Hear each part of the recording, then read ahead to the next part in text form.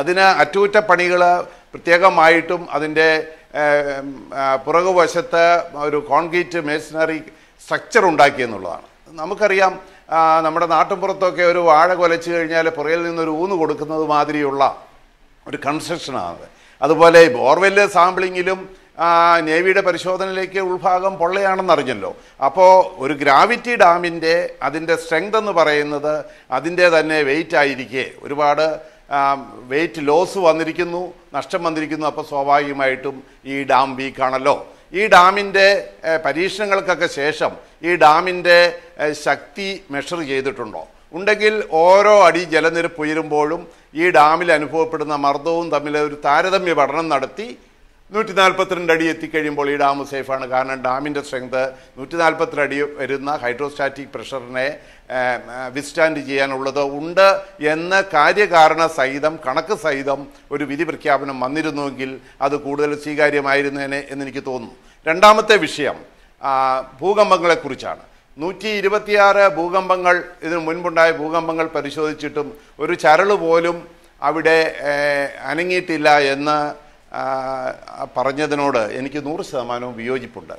2000 ഈരാറ്റുപേട്ടയിൽ ഉണ്ടായ റിക്ടർ സ്കെയിലിൽ 4.8ഉം 5ഉം രേഖപ്പെടുത്തിയ ഭൂകമ്പത്തിന് അതിൻ്റെ പ്രത്യാഘാതമായി ഡാമിൻ്റെ റൈറ്റ് സൈഡിൽ 3 വലിയ വിള്ളലുകൾ ഉണ്ടാകുകയും ആ വിള്ളലുകളിൽ കൂടെ ഗുരുതരമായ ചോർച്ച പ്രത്യക്ഷപ്പെടുകയും അത് ഇപ്പോക്സ് മിശ്രിതം അനിച്ച് ഒരു രാത്രി മുഴുവൻ കഠിനാധ്വാനം ചെയ്താണ് ആ വിള്ളൽ അടച്ചതെന്നും ഉള്ള ഒരു വസ്തുതയാണ്.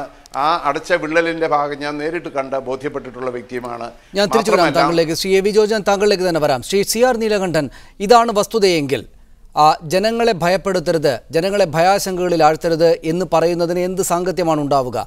അദ്ദേഹം പറയുന്നു 116 ഭൂചലനങ്ങളുടെ റിപ്പോർട്ടുകൾ എടുത്തു, ഒരു ചരൽ പോലും അനങ്ങിയിട്ടില്ല എന്ന് കണ്ടെത്തി എന്നൊക്കെ പറയുമ്പോൾ നേരിട്ട് കണ്ട ആളുകൾ നൽകുന്ന വിവരണം ഇങ്ങനെയാണ്. ഇങ്ങനെ ഇരിക്കെ ആര് എന്തൊക്കെ പറഞ്ഞാലും ജനം ഭയാശങ്കകളിൽ തന്നെയല്ലേ തുടരുക? ആ ഘട്ടത്തിൽ ജസ്റ്റിസ് KT തോമസിനെ പോലൊരാൾ ഇതിനൊരു പ്രശ്നവുമില്ല എന്ന് പറയുമ്പോൾ അതിൽ ചതിയും വഞ്ചനയും മറ്റ് സംസ്ഥാനത്തിന് വേണ്ടി, തമിഴ്നാടിന് വേണ്ടി നമ്മെ ഒറ്റുകയും ചെയ്യുകയാണ് എന്ന വിമർശനത്തിന് പ്രസക്തി ഉണ്ടാവുകയില്ലേ? അല്ല, ഇവിടെ സനീഷ്, ഒരു കാര്യം ഞാൻ പൂർണ്ണമായി യോജിക്കുന്നു. ഡോക്ടർ എ വി ജോർജ് പറഞ്ഞതിനോടും ജോസഫ് പറഞ്ഞതിനോടും. ഈ ഡാം സേഫാണ് എന്ന് ഒരിക്കലും ഞങ്ങൾ വിശ്വസിക്കുന്നില്ല, നമ്മളാരും വിശ്വസിക്കുന്നില്ല. കാരണം ഈ ഡാം പലതരത്തിലാവാം.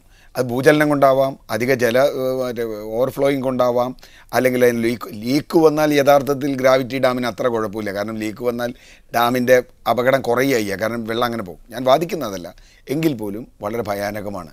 പക്ഷേ ഞാൻ പറയുന്നത് KT തോമസിനെ നിങ്ങൾ അങ്ങനെ ടാർഗറ്റ് ചെയ്യുമ്പോൾ പ്രോബ്ലമുണ്ട്. അതിൻ്റെ പ്രശ്നം എന്താ? ഇതിനു വേണ്ടി വാദിച്ചു എന്ന് പറയുന്നത് നമ്മുടെ സർക്കാരുകൾ എവിടെ നിൽക്കുന്നു എന്ന ചോദ്യമുണ്ട്.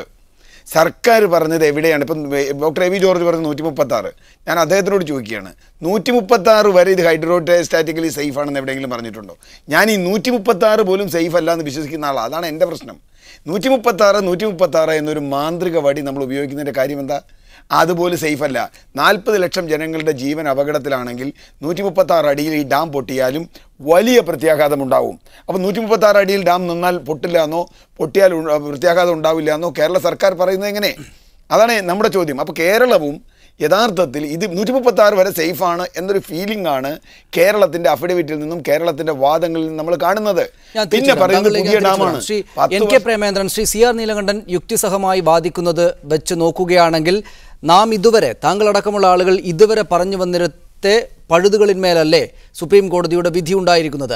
136 അടിയായി നിലനിർത്തണം എന്ന് സംസ്ഥാനം വാദിക്കുമ്പോൾ 136 അടി വരെയാണ് ജലനിരപ്പെങ്കിൽ ഈ മതിൽ പൊട്ടുകയില്ല, അല്ലെങ്കിൽ ഈ ഡാം പൊട്ടുകയില്ല എന്നൊരു നിലപാടല്ലേ സ്വീകരിക്കപ്പെടുന്നതായി കോടതി മനസ്സിലാക്കുക. അതിന്മേലാണ് വിധി ഉണ്ടായത്. അതുകൊണ്ട് യഥാർത്ഥത്തിൽ നമുക്ക് തന്നെ അറിയാം ഇത് പൊട്ടാനൊന്നും പോകുന്നില്ല എന്ന്. പക്ഷേ രാഷ്ട്രീയ സമ്മർദ്ദത്തിൻ്റെയും മറ്റും അങ്ങനെയൊക്കെ ഉണ്ടാക്കാൻ വേണ്ടി നമ്മൾ അങ്ങ് പറഞ്ഞു വെക്കുകയാണ്. പക്ഷേ യഥാർത്ഥത്തിൽ കോടതിക്ക് മുന്നിൽ കാര്യങ്ങളെ എന്തു വലിയ സംഭവമാണെങ്കിലും വസ്തുനിഷ്ഠമായി മാത്രം മുന്നിലെത്തിയ തെളിവുകളുടെ അടിസ്ഥാനത്തിൽ, വാദങ്ങളുടെ അടിസ്ഥാനത്തിൽ മാത്രം നിലപാടെടുക്കാൻ കഴിയുന്ന നിയമപരമായിട്ടുള്ള പരിതസ്ഥിതിയിൽ 136 അടിയായി നിലനിർത്തണമെന്ന കേരളത്തിന്റെ വാദം 136 അടി വരെ പ്രശ്നമൊന്നുമില്ല എന്നത് കേരളം സമ്മതിക്കുന്നതിന് തുല്യമാണ്.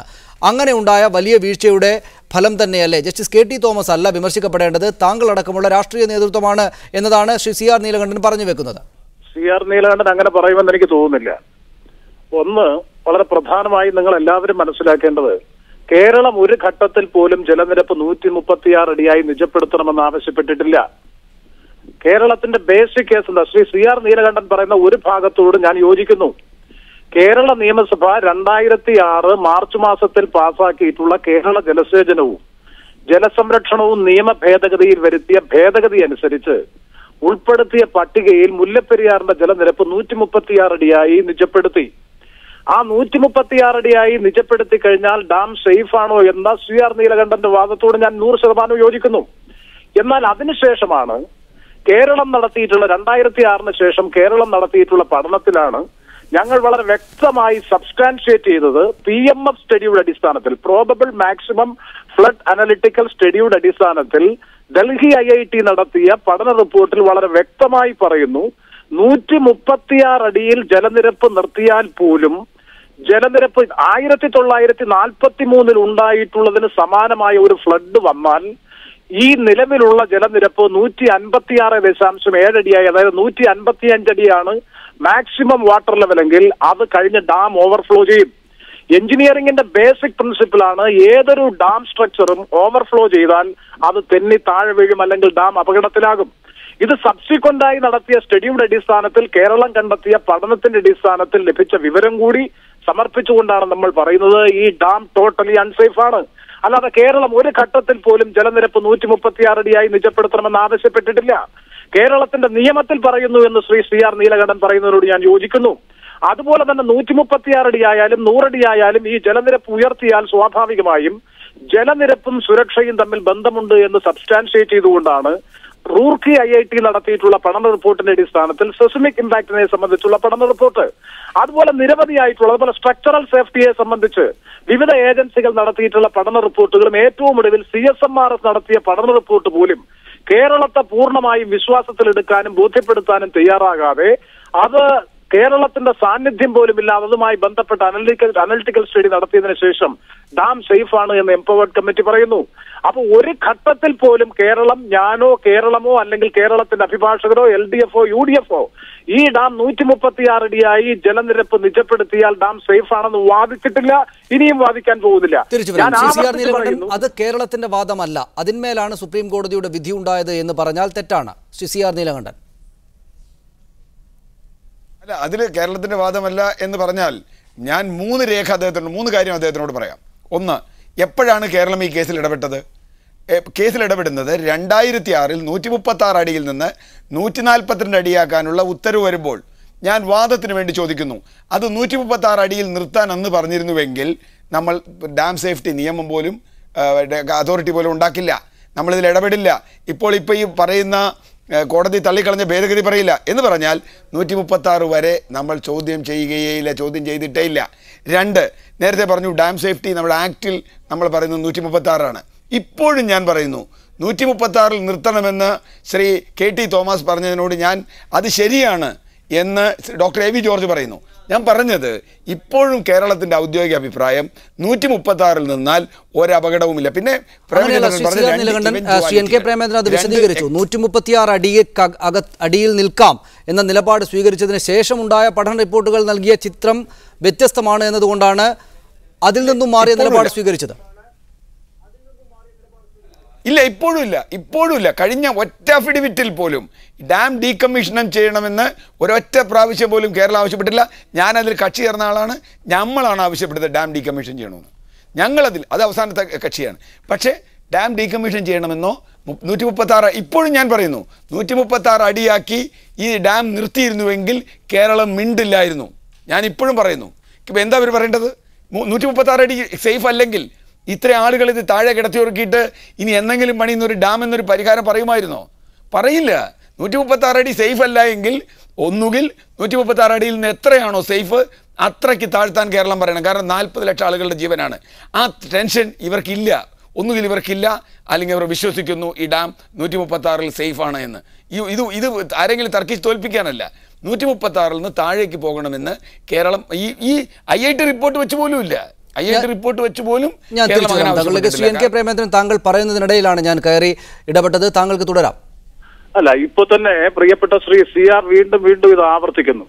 ദയവ് ചെയ്ത് വസ്തുതാപരമായി കാര്യങ്ങൾ ദയവ് ചെയ്ത് പരിശോധിക്കണം.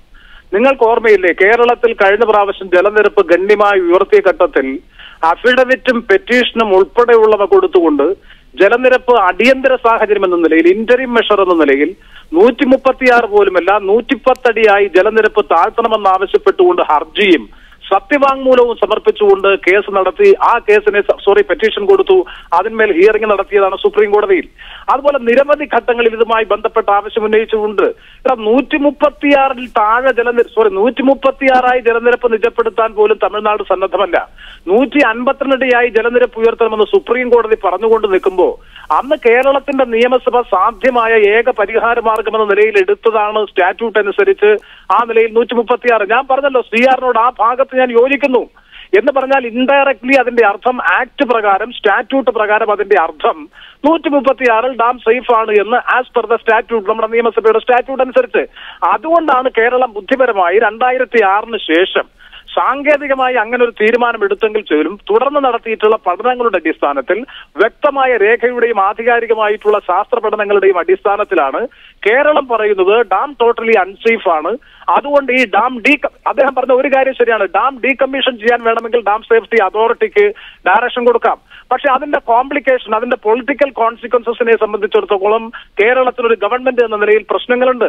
നമുക്കറിയാം, ഡൈവേഴ്സിനെ ഉപയോഗിച്ചുകൊണ്ട്, മുങ്ങൽ വിദഗ്ധരെ ഉപയോഗിച്ചുകൊണ്ട് വെള്ളത്തിന് താഴെയുള്ള, അതായത് ഡൗൺ സ്ട്രീം വാട്ടറിലുള്ള കോർ സ്ട്രക്ചർ, ഡാമിന്റെ സ്ട്രക്ചർ പരിശോധിക്കാൻ വേണ്ടി കൊച്ചിയിലെ നേവൽ വിദഗ്ധന്മാരെ കഴിഞ്ഞ ഗവൺമെന്റ് നിയോഗിച്ചപ്പോൾ 62 മണിക്കൂർ നേരമാണ് കേരളത്തിന്റെ 4 അതിർത്തികൾ തമിഴ്നാട്ടിൽ DMKയും ADMKയുടെയും നേതൃത്വത്തിൽ ഗവൺമെന്റ് സ്പോൺസേഡ് ആയിട്ടുള്ള ബന്ദ് നടന്നത്.